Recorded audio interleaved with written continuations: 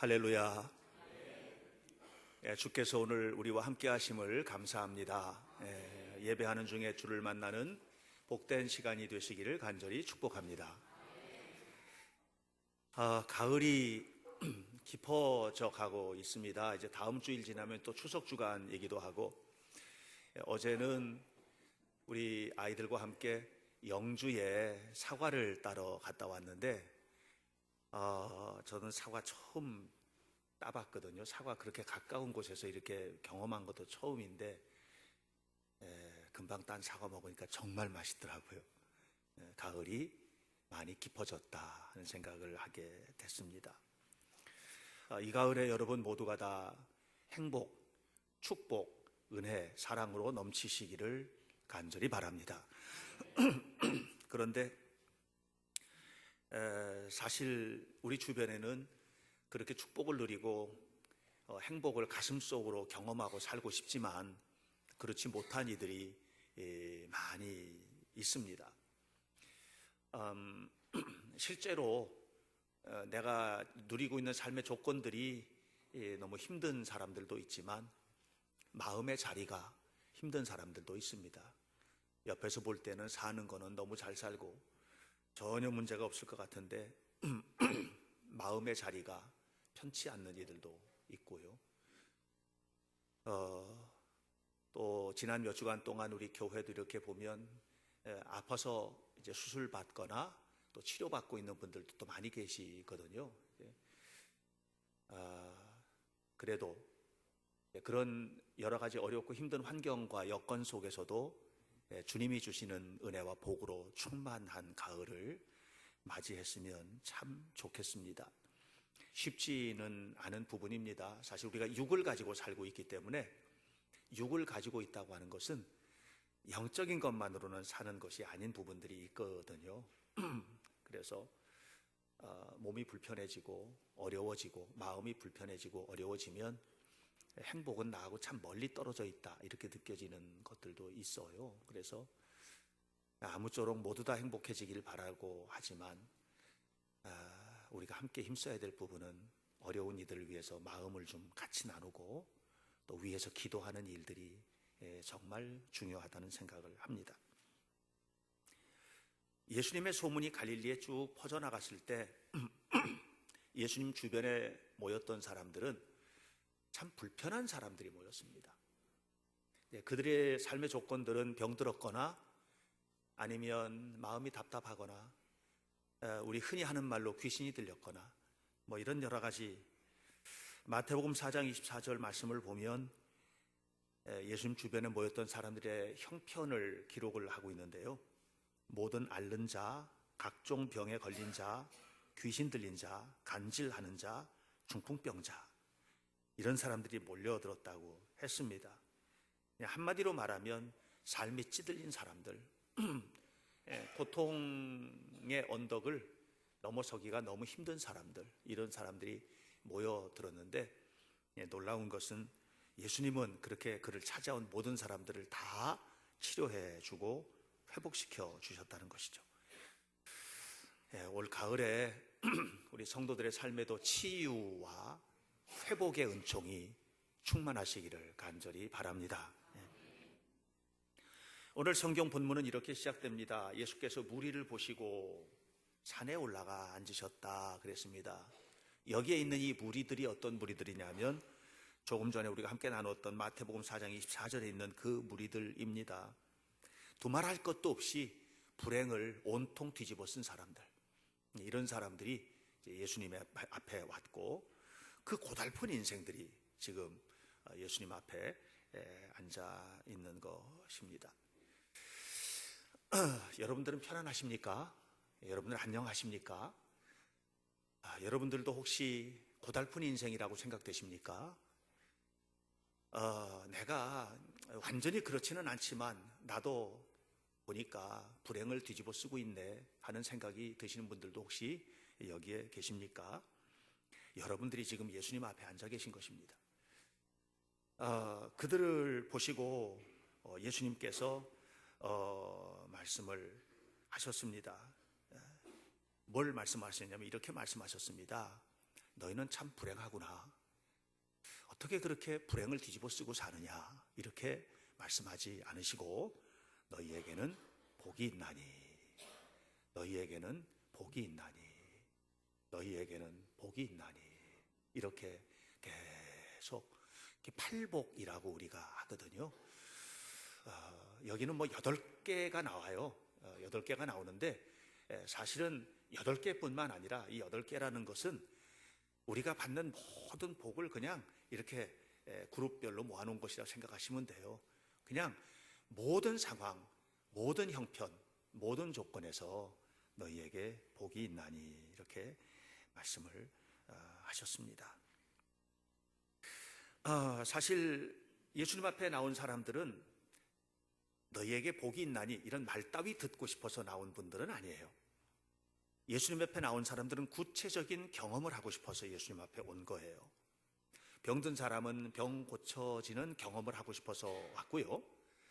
귀신 들린 자녀를 끌고 온 부모는 이 아이에 들린 이 흉악한 귀신 들린 병이 떠나가기를 바라서 온 것이고요. 중풍병 들린 사람을 들쳐업고 온 사람들은 예수님 만나면 치료된다니까 그 희망을 가지고 예수님에게 온 것입니다. 그냥 밑도 끝도 없이 너희에게는 복이 있나니, 이 정도 얘기 듣고 싶어서 온 것이 아니라고 하는 것이죠. 그런데 놀라운 것은 예수님께서 말씀하시는 너희에게는 복이 있나니, 이 말씀에 뭐가 담겼냐 하면 말씀에 신비가 담겼어요. 예수님의 말씀은 그냥 사람이 말하는 말이 아니에요. 예를 들어서 제가 여러분 가운데 누군가에게 그래도 복이 있으세요 하는 말하고는 달라요. 예수님의 말씀은 당신 자신을 주시는 말씀이에요. 말씀이 육신이 되어 우리 가운데 오신 주님께서 말씀하시는 그 사건은 그냥 말이 아니에요. 그것은 말씀이고, 히라보는 그것을 로고스라고 표현을 하고 있는데, 이것은 그분 자신이세요. 너희에게 복이 있나니라고 말하는 것은 자기 자신을 주신 주님의 선언이에요.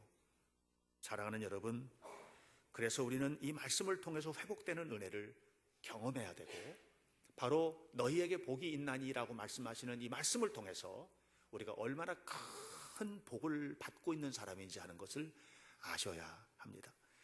성 어거스틴이라는 아주 오래전에 사셨던 지금부터 1500년도 더 전에 사셨던 그런 분이 계세요. 1000년도 훨씬 넘은 전에 사셨던 분인데 지금까지도 그분의 그런 말씀, 설교와 신학과 이런 것들이 영향을 끼치는 대단한 분이에요. 근데 그분이 엉터리로 살았어요. 엉터리로. 그분의 어머니는 여러분 잘 아시는 모니카라는 어머니 중에 어머니예요. 최고의 어머니라고 불려지는 그런 어머니예요. 그런 어머니, 기도하는 어머니, 말씀의 어머니, 하나님만 바라보는 어머니 밑에 세상의 개망나니가 자라고 있는 거예요. 지금 얼마나 못된 짓을 하고 살았는지 몰라요. 예수님을 철저하게, 어머니가 믿는 그 예수님을 철저하게 부인하고 살았어요. 자기 육신이 좋은 일이라면 다 하고 살았어요. 온갖 타락을 다 하고 살았어요. 심지어는 과부하고 연애를 해서 그래가지고 사생자를 낳기도 했고요. 어머니가 믿는 하나님이 아니고 배화교, 조로아스터라고 하는 이 무서운 이단의 종교에 빠져가지고 거기에 목숨을 걸고 이렇게 가기도 했어요. 어머니는 눈물로 밤을 지새우는 기도를 했지만 이 아이는 계속해서 떠나가기만 했어요. 그러던 어느 날 그가 말씀과 만나요. 정원 앞에 있는 테이블 위에 어머니가 준 성경책 페이지가 펼쳐져 있었어요. 로마서 13장 12절 말씀. 밖에서 그냥 아이들이 놀면서 노래를 하는데 그냥 우리가 그냥 아이들 동요 노래, 그 동요 노래 집어라, 들어서 읽어라, 뭐 이런 노래. 그 노래가 어떤 가사로 되어 있는지 알 수는 없지만, 그 곡조는 알 수는 없지만 가사가, 그 노래를 듣고 그냥 집어서 읽었는데 로마서 13장 12절의 말씀이었어요. 밤이 깊고 낮이 가까웠으니 그러므로 우리가 어둠의 일을 벗고 빛의 갑옷을 입자.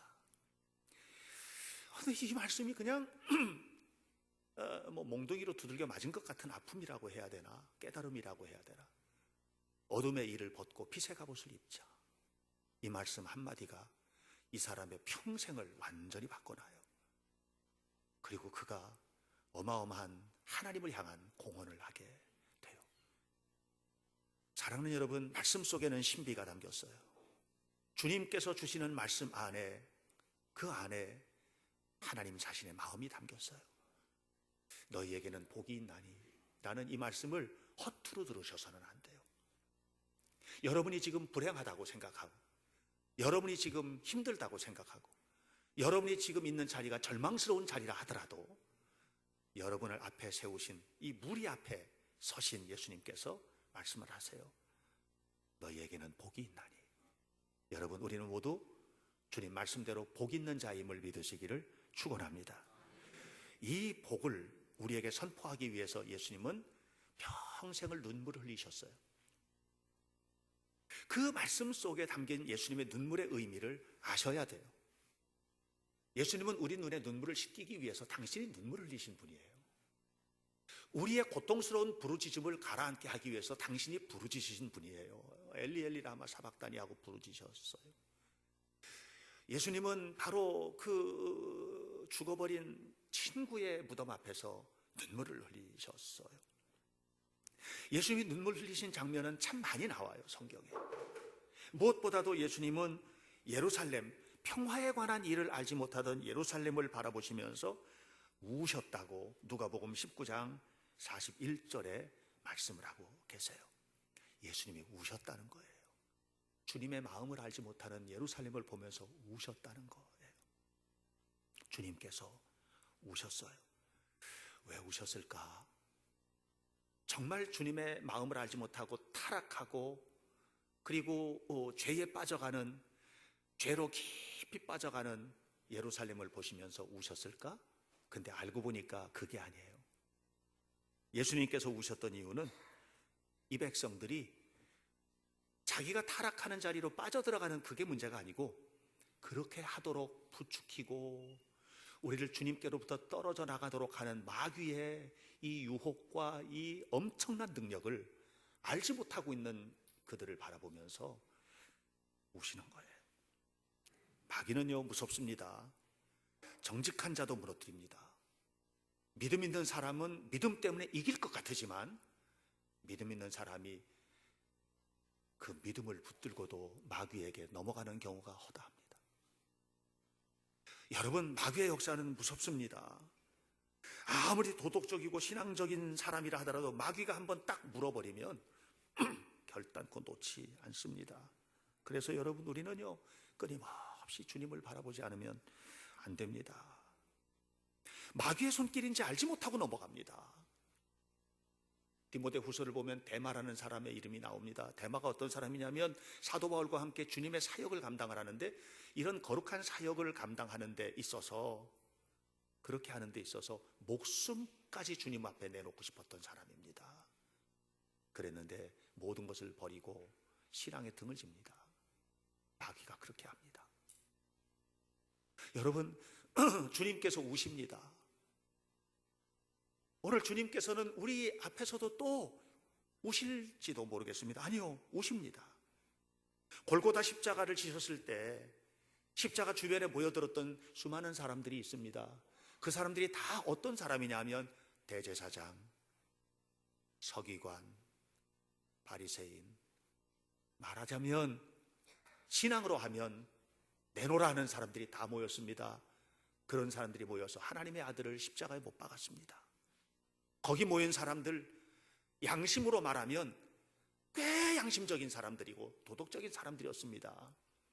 그 사람들이 죄 없으신 예수님을 십자가에 못 박았습니다. 이것이 십자가의 사건입니다. 무서운 일입니다. 마귀가 그렇게 일합니다. 그렇게 해서 하나님 나라를 끊어버리려고 합니다. 우리 안에 하나님 나라의 명맥을 끊어놓으려고 합니다. 마치 그 밑에 있는 사람들의 영혼이 이렇게 말하는 것 같아요. 죄는 우리가 지었지만 죄를 담당하는 것은 네가 담당해라. 그런데 어떻게 생각하면 우리가 이것도 또 다르게, 죄는 내가 지었지만 죽음은 네가 담당하라, 이렇게 말하는 것이 아니라, 나는 죄 지은 게 하나도 없는데 이렇게 의로운 자인 것처럼 생색을 하고 이렇게 살고 있는지도 모르겠어요. 우리가 이것이 무서운 마귀의 속임수입니다. 여러분, 우리가 알아야 됩니다. 우리는 죄가 없는 사람이 아니고 여전히 죄 가운데 있는 사람들이에요. 로마서는 끊임없이 그 얘기를 합니다. 로마서 1장 29절을 보면 이런 얘기해요. 우리 안에는 불의가 가득하고 추악, 탐욕, 악의, 미움, 시기, 질투, 이런 것들이 우리 안에 가득 차 있다는 거예요. 그래서 우리에게는 희망이 없어요. 주님이 내 안에 계시지 않으면 희망이 없어요. 여러분, 어느 순간에 분노가 일어나잖아요. 이게 내 안에 있는 거가 나오는 거예요. 누가 갖다 주는 게 아니에요. 어느 순간에 밉지요. 이게 우리 안에 있는 거예요. 없던 것이 들어온 게 아니에요. 우리 안에 여전히 있던 거예요. 태생적으로 가지고 있는 원죄들이에요. 여러분, 어떤 일을 만나면 절망하십니까? 그 절망이 우리 안에 있는 거예요. 누가 갖다 준 절망이 아니에요. 주님을 바라보지 않으면 이게 일어나는 거예요. 그러나 우리가 주님을 바라보고 주님 앞에 섰을 때 주님 때문에 우리 자신의 모든 죄의 문제들이 해결되는 거예요. 주님 때문에 밉지만 미워하지 않게 되고, 주님 때문에 절망할 수 있는 일에도 그래도 희망을 붙들게 되고, 주님 때문에 원수도 용서할 수 있게 되는 거예요. 주님이 하시는 일이에요. 주님이 하시는 일입니다. 주님이 하시는 일인 것입니다. 그래서 주님 안에 있지 않으면 어떤 고귀한 자도 저주받은 자이고, 주님 안에 있을 때 우리는 주님께로부터 이렇게 얘기를 듣게 되는 거예요. 너희에게는 복이 있나니. 주님 안에 있을 때만 우리가 복 있는 자가 됩니다. 왜냐하면 주님께서 짊어지셨기 때문에 그래요. 그런데 이 복이 언제 이루어지느냐 하면, 주님 안에 우리가 있다면 언제나 어디서나 어떤 환경에서도 너는 복이 있나니, 너는 복이 있나니. 여러분, 우리 가끔 이런 말 들으시잖아요. 아유, 저 사람은 저렇게 돼도 싸. 그런 말 해보신 적 있으세요 혹시? 그래, 내 그럴 줄 알았어. 자업자득이지. 저렇게 돼도 싼 사람이야. 이런 거. 예를 들어서 김정은이가 어떻게 해가지고 이제 뭐 요즘에 못된 짓을 계속해서 하잖아요. 그런데 죽었어. 그렇게 돼도 싼 놈 죽었다. 이렇게 우리가 할 수 있잖아요. 그죠? 욥의 친구들이 욥을 찾아왔어요. 욥을 찾아와가지고 얘기하는 거예요. 너는 그렇게 돼도 싸. 네가 뭔가 잘못했으니까 그럴 거 아니야. 네가 지금 당하고 있는 고통이 그냥 당하는 게 아니고 네가 뭔가를 했기 때문이야. 욥은 억울했어요. 왜냐하면 자기는 그래도 쌀만한 일을 하지 않고 살았다고 생각했어요. 너무 억울한 거예요. 내가 지금까지 살아오면서 내가 어떻게 살았는데, 내가 어떻게 사람들에게 따뜻하게 대했고, 내가 말 한마디라도 죄 짓지 않으려고 했고, 우리 아이들 얼마나 믿음대로 키우려고 내가 애를 썼는데 내가 뭘 잘못했기에, 너네들이 어떻게 나한테 자업자득? 그렇게 돼도 싸다고? 어떻게 그렇게 말할 수 있어? 이렇게 생각을 했어요. 그랬는데 욥기 39장, 40장, 41장을 보면 욥이 하나님을 만나요.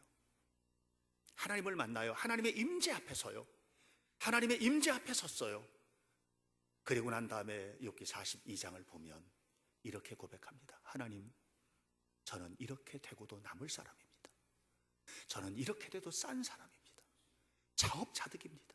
그러면서 티끌을 뿌리고 죄를 무릅쓰고, 유대인들이 티끌을 무릅쓴다, 티끌을 뿌린다는 얘기는 뭐냐면, 이 티끌을 뿌리면, 죄를 뿌리면 얼마나 죄가 많아요. 그 죄 하나하나가 전부 다 내 죄라는 거예요. 그렇게 하면서 내 잘못입니다 라고 고백을 해요. 그가 주님을 만나기 전까지는 억울했거든요. 주님을 만나고 나니까 억울한 게 아니라 깨달음이 온 거예요. 그러고 났는데 언제나 어디서나 어떤 환경에서든지 그가 깨닫게 된 것이 있어요. 그건 뭐냐면, 내가 하나님의 은혜로 복받은 사람이로구나 하는 것을 알게 되는 겁니다. 여러분, 우리가 정말 주님을 만나기 전까지는 늘 복을 받은 자라는 생각 못해요. 어떤 환경에서든지 나는 복 받은 자라는 믿음 갖지 못해요. 그러나 주님을 만나면 언제나 어디서나 어떤 환경에서도 너희는 복이 있나니, 복 받은 자임을 깨닫게 됨을 믿습니다. 존 뉴턴이라는 목사님이 계셨어요. 이 사람은 예수님을 부인하는 이교자였고 배교자였고, 그 다음에 흑인들을 아프리카에서 잡아다 파는 흑인 노예상이었어요. 잘 나가던 사람이에요. 막힘이 없던 사람이에요. 그는 무자비했지만 멋진 옷을 입고 나서면 신사였어요. 그런데 그가 대서양에서 흑인 노예성을 끌고 가다가 난파가 돼요. 그리고 완전 쫄딱망해. 겨우 목숨 하나 구해요. 지나가던 배에 의해서 구조를 받아요. 그리고 살아나요. 그가 평생 마음속으로 간직했던 게 있어요. 그때 그가 주님을 만났거든요. 주님을 만났거든요. 평생 간직한 게 있어요. 배가 난파되고 모든 것이 다 끝장나고 쫄딱망하고 목숨만 겨우 부지한 너는 복이 있나니. 그 자리가 복이 있는 자리라는 사실을 알게 된 거죠. 그 자리가 놀랍지 않습니까, 여러분? 놀랍지 않습니까?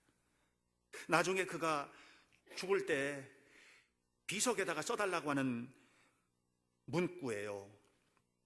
한때 이교도였으며 탕자였고 아프리카 노예상이었던 존 뉴턴은 예수 그리스도의 풍성하신 긍휼로 말미암아 용서받고 변화되어 성직자가 되었으며, 내가 그토록 오랫동안 부인했던 예수님을 전파하며 버킹엄에서 16년, 올리 교회에서 27년을 오직 하나님만 섬겼다. 그 사람이 오늘 불렀던 찬양, 성가대 찬양, 나 같은 죄인 살리신 그 은혜 놀라와 이 찬송을 만들었어요. 언제나 어느 때나 나는 복 있는 사람이라는 생각을 가지고 살게 된 거예요. 우리는 어떤 사람을 복 있는 사람이라고 생각합니까? 내가 꿈꾸는 것을 이룬 사람, 내가 소원하는 바를 성취한 사람, 내 자녀들이 하는 일마다 형통하게 되고 잘 나가고 공부 잘하고 좋은 대학 들어가고, 그런 복 있는 사람, 이렇게 생각하잖아요. 그것이 잘 안 돼도 주님 앞에 살아가는 사람, 우리 아이는 그렇지는 못해도 그래도 주님 앞에 살고 있어요. 그것이 너무 감사하고 그것이 복이에요. 이렇게 말하면서 괜히 그래도 복 없는 것 같아, 이런 생각이 들지는 않으세요? 헬렌 켈러, 삼중고의 장애자, 태어난 지 19개월 만에 열병에 걸려가지고 눈 멀고 귀 먹고 말 못하고 삼중고의 인생이라고 하잖아요. 어려서 자라면서 그녀는 어떤 마음을 가졌느냐 하면 나는 저주받은 자라는 생각했어요. 포악했어요. 아무것도 보이지 않고 아무것도 들리지 않고 아무것도 말할 수 없는 이 아이가 너무 포악하게 자랐어요. 그랬던 그 아이에게 하나님의 선물이 왔어요. 셜리번 선생님, 사람 하나 만난 거예요. 셜리번 선생님. 셜리번 선생님은 믿음이 뜨거운 하나님의 사람이에요. 믿음이 뜨거운 하나님의 사람은 가슴에 뭘 가졌냐면 온유함을 갖고 불쌍히 여기는 마음을 가져요. 어떤 사람이 죄를 지으면 죄를 지적하는 게 아니에요. 불쌍한 마음을 갖게 돼요. 이게 주님이 내 안에 계신 사람들의 태도예요. 불쌍한 마음을 갖게 돼요. 그리고 이 아이를 도와요. 헬렌 켈러가 하나님을 만납니다. 그리고 난 다음에 이 헬렌이 어떻게 변화가 되느냐 하면 나는 복 있는 사람이라는 생각을 갖게 돼요. 복 있는 사람. 주님을 만나고 나니까 복 있는 사람이 됐어. 이 의식의 변화가 그의 삶의 변화로 가요. 얼마나 열심히 살았는지 몰라요. 하버드에 있는 레드클리프 대학 우등생으로 졸업해요. 얼마나 열심히 하나님의 일을 하고 살았는지 수많은 책을 썼고요. 세계 곳곳을 다니면서 어려움에 처한 사람들에게 용기와 희망을 불어 넣어 주었어요. 어떤 사람이 혹시 억울하다는 생각을 안 드십니까? 그랬을 때 헬렌이 말했어요. 나는 하나님께서 내게 베풀어 주시는 은혜를 생각하면서 감사하기에도 시간이 부족한 사람입니다. 그리고 그가 죽을 때 이렇게 마지막 말을 남겼습니다. 하나님, 나의 인생은 당신 때문에 너무나 아름다웠습니다 라고 말했습니다. 눈 멀고 귀 먹고 말 못하는 인생이 아름다울 수는 없습니다. 그러나 주님께서 그 아이에게, 이 어린 아이에게 너는 복이 있는 사람이라고 말씀하실 때, 이 말씀에 귀를 기울여 들을 때, 이 말씀이 사람들을 통해서, 선생님을 통해서, 그리고 성령의 음성으로 그에게 다가올 때, 그것을 믿게 되었을 때, 이 아이의 평생은 나는 복 있는 사람, 복 있는 사람의 의식을 가지고 살게 된 것이죠. 여러분, 처한 환경이 아니에요. 하나님의 말씀 속에 신비가 담겼어요. 처한 환경이 아니에요. 어디에 있느냐가 아니에요. 어떤 환경에 있느냐가 아니에요. 우리 주님의 말씀을 들으셔야 돼요. 너는 복 있는 사람. 여러분, 이 말씀의 신비 속으로 들어가시기를 주님의 이름으로 축원합니다. 그런데 이 신비 속으로 들어갈 때에 지금 모인 사람들이 전부 다 불행한 사람들이잖아요. 그런 사람들이 모였어요. 지금 그들에게 복 있는 사람이라고 얘기를 하는 거예요. 그런데 그들에게 뭐라 그러냐면 심령이 가난한 자, 애통하는 자, 온유한 자, 의에 줄이고 목마른 자, 긍휼히 여기는 자, 마음이 청결한 자, 화평케 하는 자는 복이 있나니, 이렇게 얘기를 했거든요. 이 말씀을 설교자들은, 신학자들은 신학적으로 해석을 해요.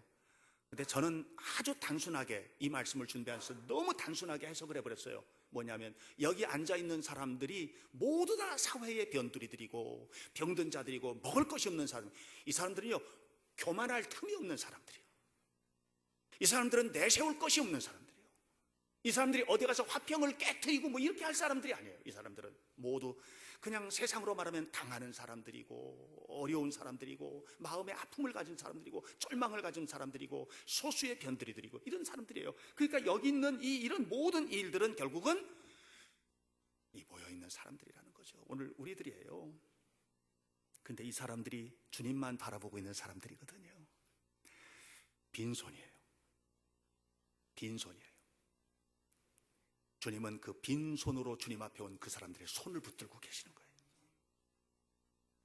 여러분, 우리가 예수님의 말씀은 너희에게 복이 있나니라고 얘기할 때 이 말을 그냥 위로하는 말 정도로 생각하시면 안 돼요. 고난 속에 있어도 잘 견디면 성숙해지는 거야. 고난이 너를 성숙하게 해. 그러니까 너는 복 있는 거야 지금. 이런 얘기하는 거 아니에요. 우리는 그런 식으로 얘기해요. 지금 잘 이기면 성숙해지니까 이렇게 해요. 그러나 주님은 그런 얘기하는 거 아니에요. 주님은 알아요. 뭘 아느냐? 고난이 우리를 성숙하게 하는 것들도 간혹 있지만 고난이 우리를 어떻게 무너뜨려 버리는지 알아요. 고난이 우리를 어떻게 비참하게 하는지 알아요. 고난이 우리를 어떻게 절망스럽게 하는지 알아요. 고난 때문에 우리가 어떻게 울어야 하는지 알아요. 고난 때문에 우리가 얼마나 고통을 받고 있는지 하는 것을 알아요. 때로는 고난을 당하다가 주님도 부인하고 교회에 등지고 세상으로 나가버리는 사람들도 얼마나 많은지 하는 것들 다 알아요. 그러나 주님은 알아요.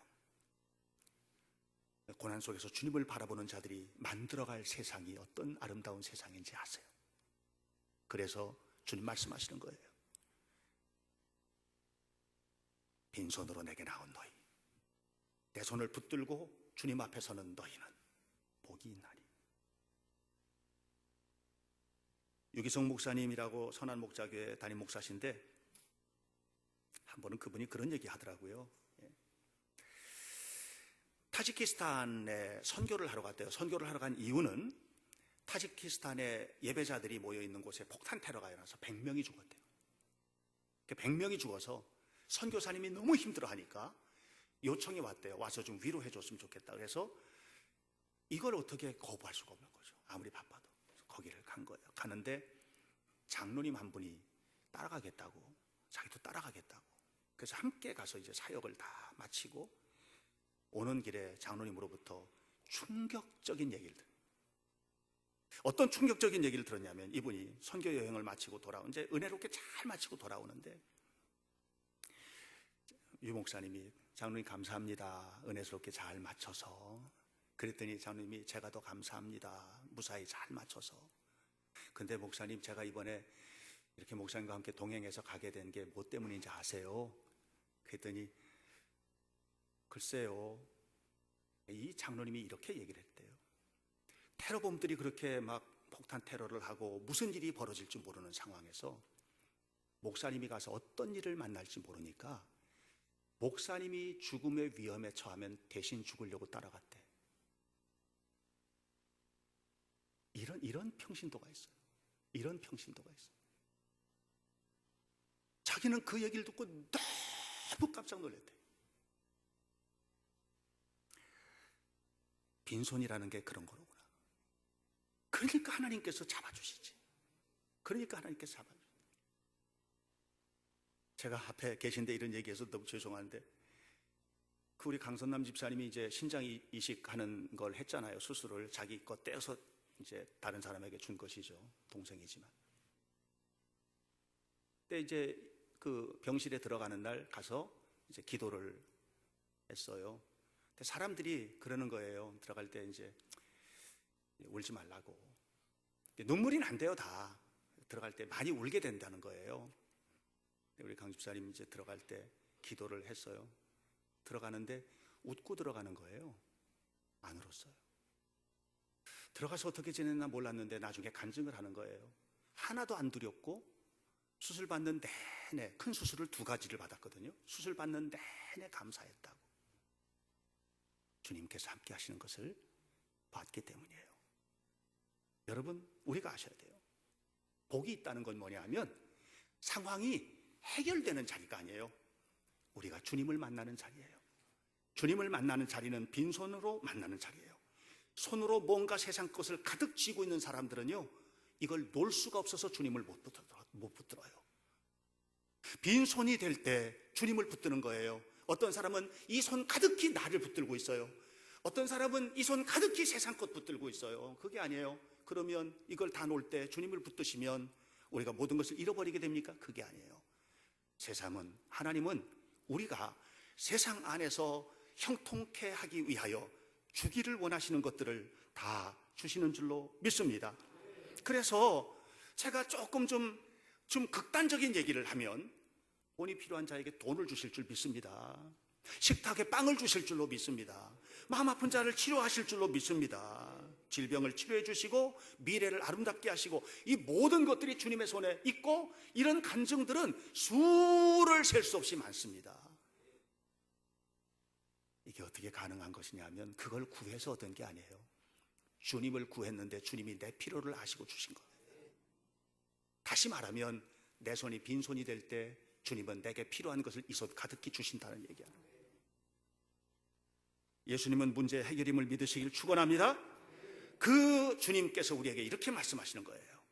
너희는 복이 있나니, 너희에게는 복이 있나니, 나를 바라보는 너희는 복이 있다. 예수님을 믿는 너희는 복이 있다. 천지를 창조하신 주님을 바라보는 너희는 복이 있다. 이 복이 여러분의 것이 되시기를 주 예수님의 이름으로 간절히 축원합니다. 기도하겠습니다. 살아 역사하시는 거룩하신 하나님, 여기에 복 있는 자들이 모였습니다. 하나님, 오직 주님 바라보며 주님 앞에 서길 원하는 거룩한 하나님의 백성들이 이곳에 있습니다. 하나님, 사랑하는 주의 백성들, 이곳에 모여진 하나님의 사람들, 우리 주님께서 축복하여 주옵시고 믿음의 역사, 거룩한 은혜, 하나님의 사람으로 세워지도록 인도해 주옵소서. 주님께서 함께 하시는 사람은 망한 적이 없고, 주님을 바라보는 자는 복받지 아니하는 일이 없고, 그러므로 너희에게 복이 있나니라는 복된 선언은 내가 원하는 모든 것이 이루어졌기 때문이 아니라 내게 손 내밀어 주시는 주님을 붙들고 주님과 동행하기 때문에 이루어지는 현장임을 믿습니다.